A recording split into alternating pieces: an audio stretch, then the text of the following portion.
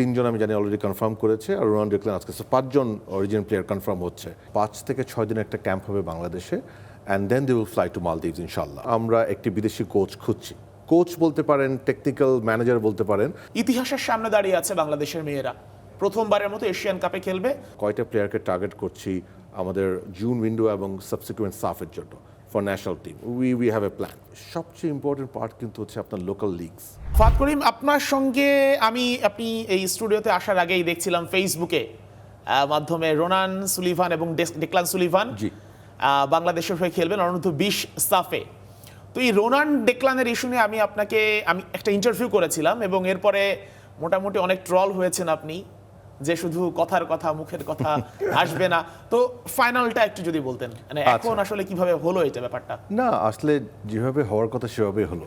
সত্যি কথা, এখানে নতুন কোনো কিছু নাই। আপনার সাথে ইন্টারভিউ দিয়েছিলাম, ইনফ্যাক্ট আমি আপনার কথা বলেছিও যে একটি লোকাল মিডিয়া চ্যানেলে গত বছর আমি বলেছিলাম, এবং আপনাকে কিন্তু আমি স্পষ্ট বলেছিলাম যে এবছর একটা ইউথ টিমে আপনারা ওকে দেখবেন। অ্যান্ড দেখুন, ইউথ কিন্তু ফার্স্ট টিমটাই হচ্ছে সাফ আন্ডার-20, সেটাতেই আসছে। সো আমার মনে হয় ট্রল যারা করে তারা করতে থাকুক, আমরা আমাদের কাজ করতে থাকি। I think that's the important thing. আর যেভাবে হওয়ার কথা সেভাবে হয়েছে। আমি আপনাকে বলেছিলাম যে ওনাদের একটা বড় চ্যালেঞ্জ ছিল যে ওনাদের খালি নানি বাংলাদেশি, বাকি সবাই বিদেশি, অর্থাৎ নানা, দাদা, দাদু, বাবা, মা। হ্যাঁ, এটা আফাদ ভাই, একটা জিনিস একটু ক্লিয়ার হওয়া দরকার। সেটা হচ্ছে, আপনি বলেছিলেন যে তাদের হচ্ছে জন্ম নিবন্ধনটা হয়ে গেছে, পাসপোর্টটা আসলে কবে নাগাদ হবে, এবং তাদের বাংলাদেশের মাটিতে রোনান সুলিভান, ডেকলান সুলিভান কবে আসলে তাদেরকে দেখতে পাবো আমরা বাংলাদেশের মাটিতে? হ্যাঁ, পাসপোর্টটা ইনশাল্লাহ আমরা ইনফ্যাক্ট আপনারা এখানে আসার আগেই আমাদের নিউ ইয়র্ক মিশনের একটু যোগাযোগ করেছি। আমার সম্মানিত সভাপতি তাবিদ আউল সাহেব অস্ট্রেলিয়া আছে, ওনার সাথেও কথা বলেছি। সো আমরা থার্সডে অ্যাপয়েন্টমেন্ট চাবো, থার্সডে অথবা ফ্রাইডে, ওনারা যখন অ্যাপয়েন্টমেন্ট দেন। রোনাল্ড এবং ডেকলান, তার দুই ভাই তার বাবার সাথে মোস্ট লাইকলি যাবেন, গিয়ে বায়োমেট্রিক্সের যে কাজটা আছে সেটা করে ফেলবে ইনশাল্লাহ। And early next week we are hoping তাদের পাসপোর্ট আমাদের হাতে এসে যাবে। আমাদের সম্মানিত সভাপতি মহোদয় নিজে দেখবেন ব্যাপারটা। সো যেহেতু নিজে উনি দায়িত্ব নিয়েছেন, আমি অ্যাটলিস্ট ওয়ারি করছি না। ইনশাল্লাহ পাসপোর্টটা আশা করি নেক্সট উইকে হয়ে যাবে। তার মানে আমরা এই মাসের 15-16 তারিখের মধ্যে দেখতে পাচ্ছি। আমাদের প্ল্যান তাদেরকে 15 তারিখে বাংলাদেশে আনা, বিকজ আমার কাছে যে ইনফরমেশনটা আছে যে টেন্টেটিভ ক্যাম্প শুরু হবে 15 তারিখ থেকেই। সো আমার ইচ্ছা আছে 15, 14, 15, 16 এই 3 দিনে যে কোনো একদিন, মানে যত তাড়াতাড়ি ওদেরকে আনতে পারি। এবং as far as I was told 5 থেকে 6 দিনের একটা ক্যাম্প হবে বাংলাদেশে, and then they will fly to Maldives ইনশাল্লাহ। সো শর্ট টাইম উইন্ডো পাবে তারা, বাট ইনফ্যাক্ট আমি তাদের সাথে আজকেও ইনফ্যাক্ট এখানে আসার আগেই কথা বলেছি। ওরা ওই 14th আগে ট্রাভেল করতে পারছে না, so that is the earliest they could travel. আচ্ছা, সো আগামীকাল ইনশাল্লাহ আমি ফেডারেশন যাওয়ার ইচ্ছা আছে ইনশাল্লাহ, গিয়ে ওদের টিকিট অ্যারেঞ্জমেন্ট যা যা করার দেখবো ইনশাল্লাহ। আচ্ছা, খুবই ভালো খবর বাংলাদেশের ফুটবল ফ্যানদের জন্য। আমি একটা ছোট্ট প্রশ্ন রাখতে চাই, সেটা হচ্ছে, আমরা এইজ লেভেলে কোচ নিয়ে আমরা খুব বিড়ম্বনায় থাকে ফ্যানরা, যে কে কোচ হচ্ছেন, কোচ অনেক সময় সন্তুষ্টি আসলে আনতে পারেন না, এবং ফ্যানদের যে সন্তুষ্টি না থাকার কারণে এর পেছনে লজিকও আছে, যে যে ধরনের প্লেয়ার দেয়া হয়েছে সেই প্লেয়ার নিয়ে কোচরা পারফর্ম করতে পারেননি। এই অনূর্ধ্ব-20 দলের কোচ কে হচ্ছেন? আচ্ছা, কোচ কে হচ্ছেন এটা আমি বলতে পারছি না, এটা আমাদের হ্যাঁ, আমার সম্মানিত কলিগ ডেভেলপমেন্ট কমিটির চেয়ারম্যান জাইদি ভাই, because this teams are under him actually.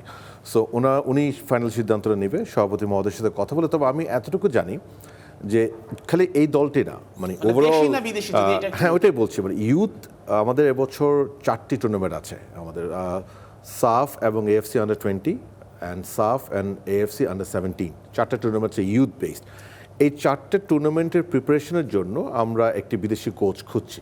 Coach বলতে পারেন, টেকনিক্যাল ম্যানেজার বলতে পারেন, বাট সামওয়ান আলটিমেটলি তার ডিরেকশনেই তো খেলবে ইনশাআল্লাহ। That is the plan. আমাদের কোচিং স্টাফ এখানে আছে ফাইন, বাট অ্যাবভ দ্যাম আমরা চিন্তা করছি টেকনিক্যাল ম্যানেজার বলতে পারেন, কিংবা টেকনিক্যাল ইউথ ডিরেক্টর বলতে পারেন। ম্যাচ যখন খেলা হবে তার ট্যাকটিক্সেই খেলা হবে, অ্যাবসলিউটলি, তাহলে আমরা তাকে কোচ হিসেবে ধরে নিচ্ছি, যাকে বলতে পারি। এটা আলটিমেটলি ডেভেলপমেন্ট কমিটি থেকে বলবে, but the discussion is going on, এটা আমি আপনাকে এশিওর করতে পারি ইনশাআল্লাহ। Discussion is going on and we are very serious about it, because development কমিটির চেয়ারম্যান জাইদি ভাই বলেছেন আমাকে, এবং আমার সভাপতিকেও বলেছেন যে এই 4টি টুর্নামেন্টকে, স্পেশালি এএফসি কোয়ালিফায়ার্স অর্থাৎ আপনার আন্ডার-20 অ্যান্ড আন্ডার-17, এই দুটোকে উনি খুব সিরিয়াসলি দেখছেন। সো দেখা যাক ইনশাআল্লাহ। আচ্ছা ফাহাদ ভাই, আমরা একটু উইমেন ফুটবলের দিকে যেতে চাই, যাওয়াটা খুবই জরুরি। একদিন পরে আমাদের ম্যাচ, একদম ইতিহাসের সামনে দাঁড়িয়ে আছে বাংলাদেশের মেয়েরা, প্রথমবারের মতো এশিয়ান কাপে খেলবে, তাও আবার ডিফেন্ডিং চ্যাম্পিয়নদের বিপক্ষে, তারা আবার 9 বারের চ্যাম্পিয়ন। রাইট।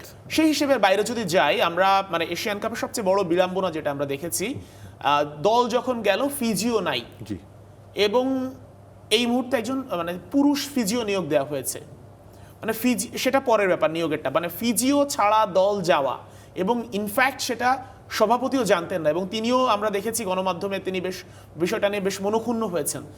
কারণটা কি, মানে এটা কার বা কাদের মিসম্যানেজমেন্টের জন্য হয়েছে? আচ্ছা দেখুন, আপনি আমাকে চিনেন, অনেকদিন ধরে চিনেন, আমি কখনো ব্লেম গেমে বিশ্বাস করি না, আমি কাজে বিশ্বাস করি। সো আমি কাউকে ব্লেম করবো না, বাট আই থিঙ্ক ফ্যানদের ফ্যাক্টসটা জানার প্রয়োজন, যেটা আমার সভাপতির মধ্যে পরে উনিও জানতে পেরেছেন। সো বেসিক্যালি আমাদের যিনি হিস্টোরিক্যালি আমাদের যিনি ফিজিও ছিলেন, তিনি medically she was not capable to travel. খুবই নর্মাল বিষয় হতে পারে। সো বাট আমরা কিন্তু প্রথম ওনাকে রেজিস্ট্রেশন করেছিলাম। যখন ওনার মেডিকেল রিপোর্টসটা আমরা পাই and we could figure out যে she would be unfit to fly এবং তার কাজেও সমস্যা হবে, তখন কিন্তু আমরা একজন সেকেন্ড ফিজিও নিই এবং শি ওয়াজ ফাইন। এবং উনি আমাদের যে এন্ডিউরেন্স কোচ ক্যামেরন লর্ড, উনি খুব পছন্দ করেন and she was doing perfectly okay. খুব ইন্টারেস্টিং, 19 তারিখে অস্ট্রেলিয়ান হাই কমিশনে আমাদের একটা রিসেপশন ছিল এবং 19 তারিখ রাতে আমাদের এই টিমটা ফ্লাই করে। সো 19 তারিখ যখন রিসেপশনে যাই, ওদের আসতে একটু দেরি হয় বিকজ ফিজিও আসছে না, ফিজিওর ফোন ধরছে না, ফিজিও উনি আসছেন না। সো এভরিওয়ান ওয়াজ ওয়ারিড যে কী হলো, হয়তো ভেবেছে হয়তো কোনো কাজে ব্যস্ত, যেহেতু রাতে ফ্লাইট। সো টিম তার মতো চলে আসে হাই কমিশনে। হাই কমিশনের প্রোগ্রাম শেষ করে যখন আমরা বের হচ্ছি, তখন ওনার এক আত্মীয়কে লোকেট করে তারা জানতে পারে যে তার আগের দিন রাতে, অর্থাৎ 18 তারিখ রাতে ওনার সিভিয়ার একটা মেডিকেল ইমার্জেন্সি হয়েছে এবং তার জন্য তার অপারেশন হয়েছে, সার্জারি হয়েছে। So she would be unable to fly. So again আপনি দেখেন আনফর্চুনেট এটা, এবং আপনি বলতে পারেন যে তাহলে আরো একজন ফিজিও রাখেন না কেন, মানে 3 জন ফিজিও রাখেন না কেন? সেটার মধ্যে আমি যাচ্ছি না। আমি যদি প্রশ্ন করি যে মানে এত কিছু ঘটে গেল, মিশন অস্ট্রেলিয়া নিয়ে আমরা এত বেশি সিরিয়াস, কিন্তু বাফুফের সভাপতি এটা জানেনই না, এবং তিনি নিজেও মানে ব্যাপারটা নিয়ে একটু না। দেখুন, আপনাকে একটা কথা বলতে হবে, সভাপতি কিন্তু is on the top of everything. অবশ্যই, বাট ওনাই তো আর ডে টু ডে এফেয়ারগুলো জানার কথা না। আর এটা তো একটা অ্যাক্সিডেন্ট হয়েছিল। সো যখন এটা হয়েছে তখন টিম ওয়াজ মোর কনসার্ন যে এখন ফিজিও যাচ্ছে না, থার্সডে রাত, ফ্রাইডে গিয়ে পৌঁছবে, স্যাটারডে থেকে তো ট্রেনিং শুরু, শনিবার থেকে ট্রেনিং শুরু। সো ওখানে কি করবে? সো তারা কিন্তু সাথে সাথে যোগাযোগ করে ভ্যালেন্টাইন পার্কে, এবং তাদেরকে বলে যে তুমি আমাদেরকে ফিজিও দিতে পারবে কি পারবে না, এবং দে ওয়ার হোপিং যে ভ্যালেন্টাইন পার্ক থেকে ফিজিও সাপোর্টটা পাবে। আনফর্চুনেটলি পাশ্চাত্য দেশ কিংবা এই ক্ষেত্রে ইস্টার্ন দেশে অস্ট্রেলিয়া উইকেন্ডে তো আসলে খুব একটা কাজ করে না, and their offices are close. So শনি রবি আনফর্চুনেটলি ওনারা ফিজিও সাপোর্টটা দিতে পারে নাই, অ্যান্ড ওনারা ট্রাভেল করে যখন পৌঁছে যান, দে ওয়ার হোপিং যে ভ্যালেন্টাইন্স থেকে সাপোর্টটা পাবে। যখন এই সাপোর্টটা পায় নাই, তখন they escalated the issue till the president. আচ্ছা, আমি একটু মানে জানতে চাচ্ছিলাম, মানে এই যে ফিজিও তো ফাইনালি একজন পাওয়া গেছে, আপনার ওই শনি রবি বন্ধ, সোমবার বিকেলেই পেয়েছে। এখন কি নারী ফিজিও খোঁজা হয়েছিল? হ্যাঁ, নারী ফিজিও খোঁজা হয়েছিল। আমাদের 3 জন ফিজিওকে শর্টলিস্ট করা হয়েছিল, তার মধ্যে 2 জন নারী ছিল, 1 জন পুরুষ ছিল। বাট আমাদের এন্ডিউরেন্স কোচ যিনি, উনি তিনজনের সাথে কথা বলে এই পুরুষ যিনি, মানে প্রাইসটা বলা উচিত, but he was the most expensive actually. প্রাইসের মধ্যে যদি আমরা নাও যাই, মানে একজন মানে বাংলাদেশের প্রেক্ষাপটে বা বাংলাদেশের নো আমাদের মেয়েরা এখন অনেক প্রফেশনাল, ওনারা অ্যাবসলিউটলি দে ওয়ার ফাইন। আমাদের টিম ম্যানেজার যিনি আছেন ওখানে এবং অ্যাসিস্ট্যান্ট কোচ যারা আছেন বাঙালি, ওনারা মানে প্রবলেম হবে না। না, মানে প্রবলেম তো হচ্ছে না, মানে ওরা শুরু করেছে কিন্তু গত সোমবার থেকে। সো আজকে তো শুক্রবার, সো আজকে কি বার, I don't remember. So but না, কোনো প্রবলেম হচ্ছে না। আচ্ছা, আমরা একটু ছেলেদের ফুটবলে আবারও ফিরতে চাই, এইজ লেভেলের ফুটবলে। রোনান ডিক্লান তো হয়ে যাচ্ছে, মানে হয়ে গেছে, আমরা ইনশাআল্লাহ আর কাকে কাকে আমরা পাচ্ছি যদি একটু বলতেন। না, আমি যে আগে বলেছি ওই সুশস্ত্র মণ্ডল ফ্রম কানাডা, উনি অলরেডি কনফার্ম করেছে। ইব্রাহিম নেওয়াজ আই থিঙ্ক উনিও কনফার্ম করেছে, উনিও আসবেন ইনশাআল্লাহ। আর আরেকজন বোধহয় ফরজাদ, না খেয়াল নেই, আমেরিকাতে আছেন একজন প্লেয়ারের নাম তো আসলে ভাবে মনে থাকে না। বাট আমরা যাদেরকে বলেছিলাম মোটামুটি সবাই কনফার্ম করেছে। আমাদের 2 জন এখনো ডিসকাশনে আছে, ওনারা আসতে পারবে কি পারবে না আমরা আসলে শিওর না। বাট 3 জন আমি জানি অলরেডি কনফার্ম করেছে, আর রোনান ডিক্লান আজকে 5 জন অরিজিনাল প্লেয়ার কনফার্ম হচ্ছে, এই স্কোয়াডে থাকবে ইনশাআল্লাহ। আচ্ছা ভাই, অ্যাডাম আব্বাসের আমরা মানে আপডেটগুলো আসলে জানতে পারছিলাম না, তাই যেহেতু প্রোফাইলটা খুব স্ট্রং, ম্যানিউতে খেলেছে, বাফুফেতে সিভি এবং হচ্ছে ভিডিও ফুটেজও জমা দেওয়া, হাইলাইটস এর ভিডিও জমা দেওয়া হয়েছে। এটা কাকে জমা দিয়েছে ভাই? মানে টেকনিক্যাল কমিটির কাছে। নো, এরকম কোনো কিছু ডকুমেন্ট আমরা চেক করেছি, আমি চেক করেছি। তাহলে মানে আমরা যে নিউজটা জানতে পেরেছি বা তাদের যেসব সোর্স ছিল তাদের সঙ্গে আমরা কথা বলেছি, মানে যাদের মাধ্যমে হয়েছে তারা বলছে জমা দেওয়া হয়েছে, বাট আমি চিনি না, আলটিমেটলি আমি চিনি না কারা করছে এটা, অনেস্টলি আমি চিনি না, আমার সাথে কথাও হয় নাই। আপনার মতো অনেকেই আমাকে বলেছে। তো আরেকজন মহিলা ফুটবলারের ব্যাপারে বলেছে, তিনিও নাকি সিভি জমা দিয়েছে। আচ্ছা পরে যখন আমি চেক করে দেখলাম আমাদের টেকনিক্যাল ডিপার্টমেন্টে, ওরা কিন্তু বললো ওদের হাতে কোনো কিছু আসে নাই, অ্যাটলিস্ট অফিসিয়ালি আসে নাই। So I do not know. So এর আগে এরকম অনেক প্লেয়ারদের কথা শুনি। ইনফ্যাক্ট আমার মনে আছে একটা লাইভ একটা টিভিতে একজন এরকম এজেন্ট সাহেব, উনি আমাকে বলছে বাউফেতে জমা হয়েছে, বাউফে কাজ করছে।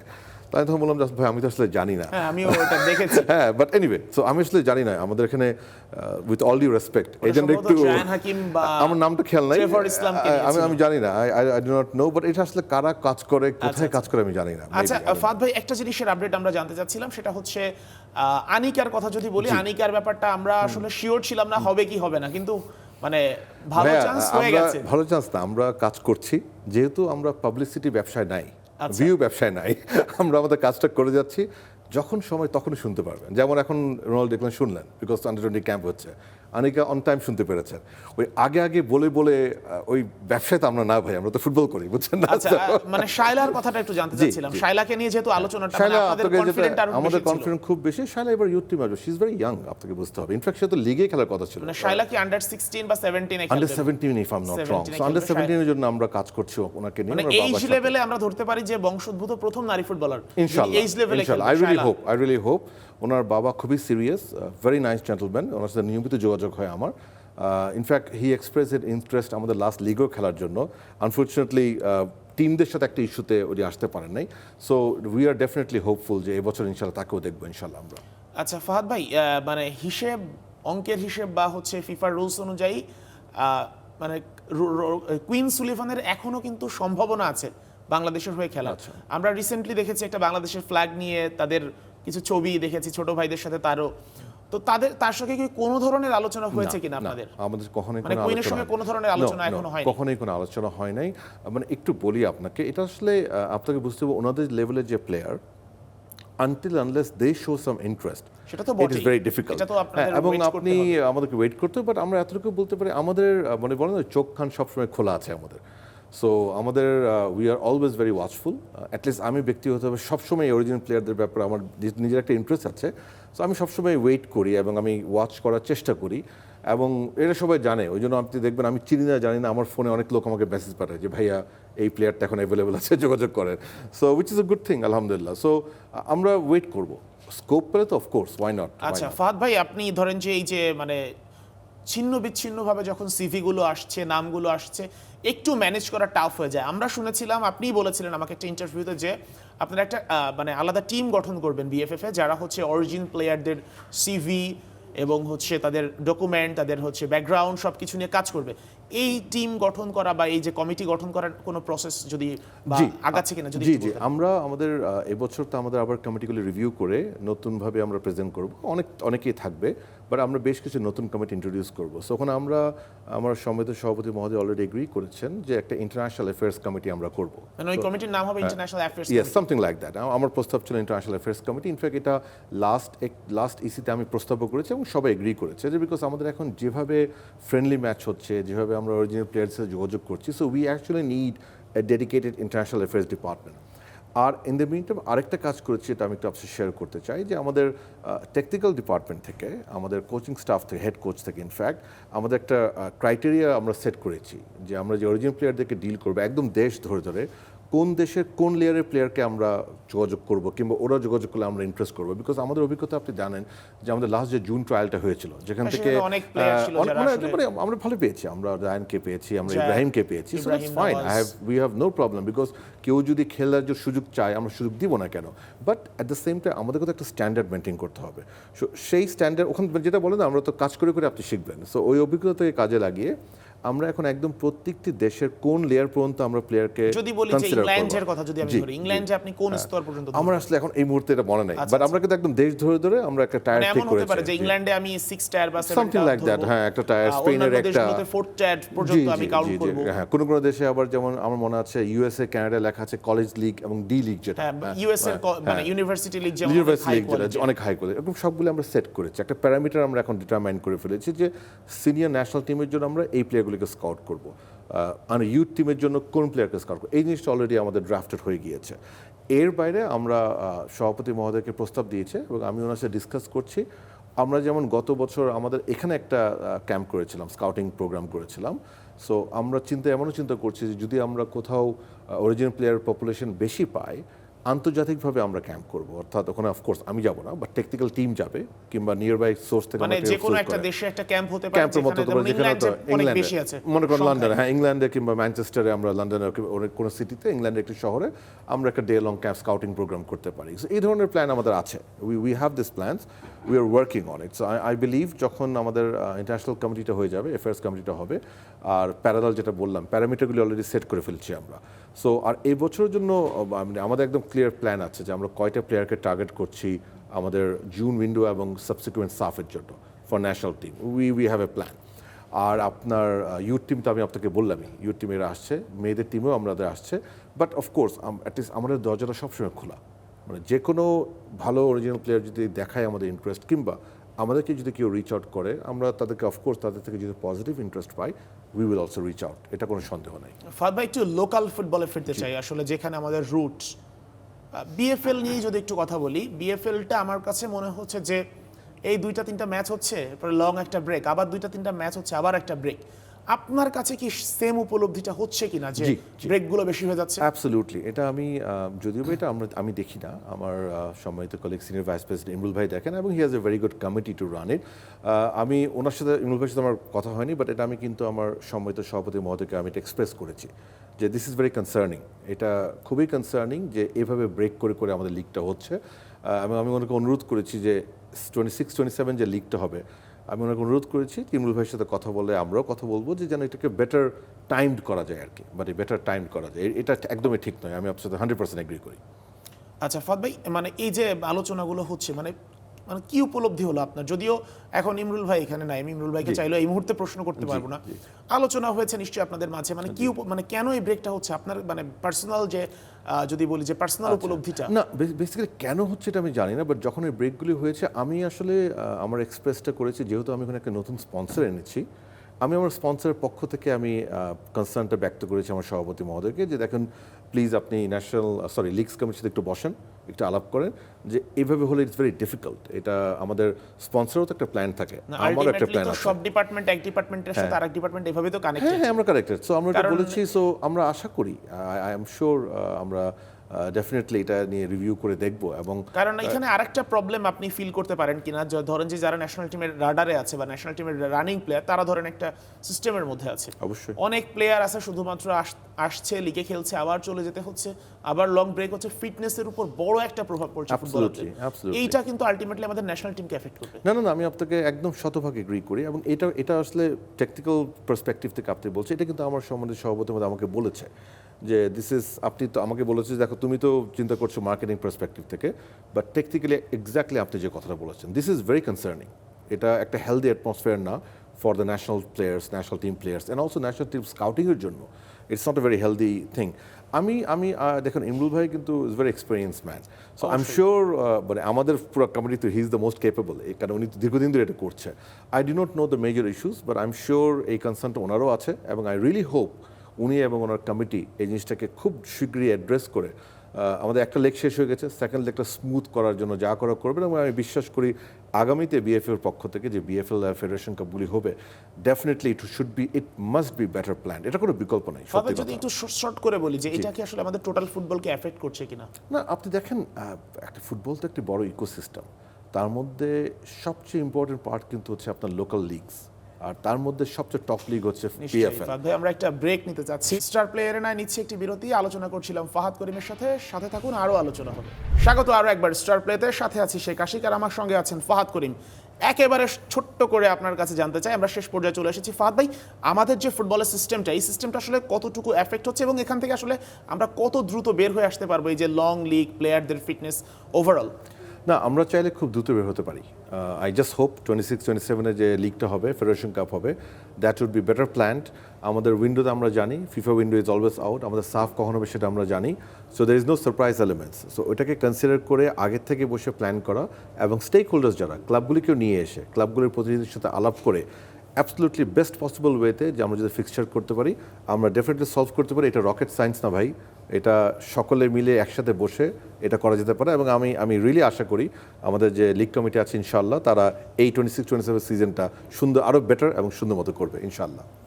আচ্ছা ফাদ ভাই, আর হচ্ছে আমাদের যে এইজ লেভেল টিম নিয়ে নিশ্চয়ই আমাদের আলোচনা হবে, আরও হবে নিশ্চয়ই পরবর্তী শোতেও আপনাকে আমরা আরও পাবো, আরও অনেক তথ্য জানতে পারবো। ধন্যবাদ আপনাকে।